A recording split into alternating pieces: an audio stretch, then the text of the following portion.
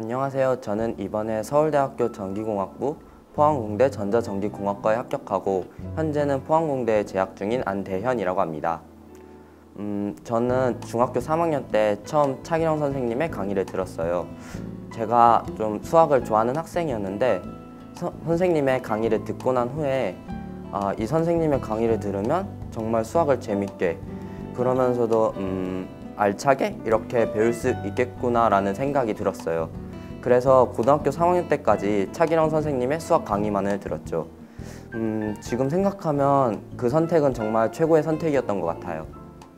제가 그런 생각이 들었던 건 크게 두 가지 이유? 그 정도가 있었던 것 같아요. 첫 번째는 차기령 선생님은 수학의 기초를 가장 중요하게 생각하는 거예요. 그래서 강의를 보시면 아시겠지만 개념, 정의, 증명 과정 이런 것들을 하나도 빠뜨리지 않고 전부 자세하게 설명하세요. 그런데 제 생각도 그렇고 선생님 생각도 그렇겠지만 쉬운 문제는 물론이고 어려운 문제들도 이렇게 기초적인 개념이나 증명 이런 것들에서 출발해서 문제를 풀어나가야 돼요. 여러분들도 그래서 차기령 선생님의 강의를 들으면서 기초를 탄탄하게 이렇게 닦아놓으면 수능, 논술 등에서 마주할 어떤 그 어려운 문제라도 해결해 나갈 실력을 만드실 수 있을 거예요.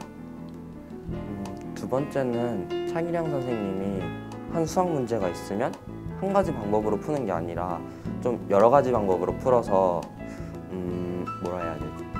사고의 범위를 넓힌다고 해야 되나? 하여튼 그렇게 해주신다는 거예요.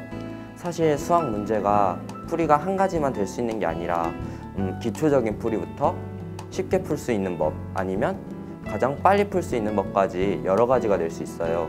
차기령 선생님은 그 가능한 한 모든 풀이법을 소개해 주세요. 그렇다면 저희는 그런 방법 중에서 마음에 드는 풀이법 한 두세 가지가 있을 거예요. 그 정도를 복습을 통해서 좀 익히고 그런 다음에 비슷한 유형의 문제 아니면 다른 문제라도 익힌 방법을 적용하면 돼요. 제가 쉽게 예를 들면요.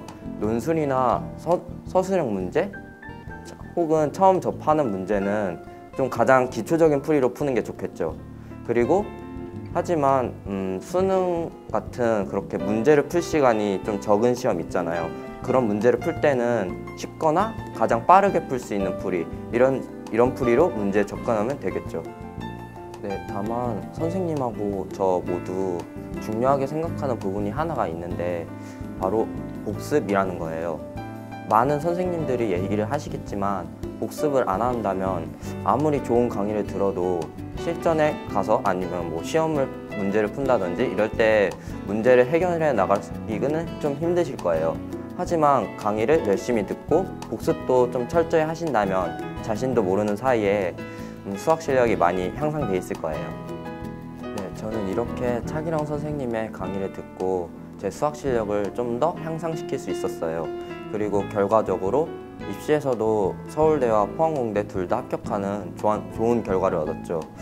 여러분들도 차기령 선생님의 강의를 들으면서 기초를 다지고 그리고 여러 풀이법을 익히고 그리고 복습을 좀 철저히 하신다면 반드시 입시에서도 좋은 결과를 얻으실 수 있을 거예요.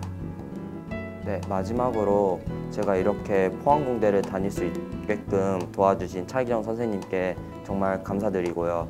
앞으로 차기령 선생님의 강의를 들으실 여러분들도 차기령 선생님의 강의만 믿고 따라가신다면 저처럼 좋은 결과를 얻으실 수 있을 거예요. 네, 선생님 감사합니다.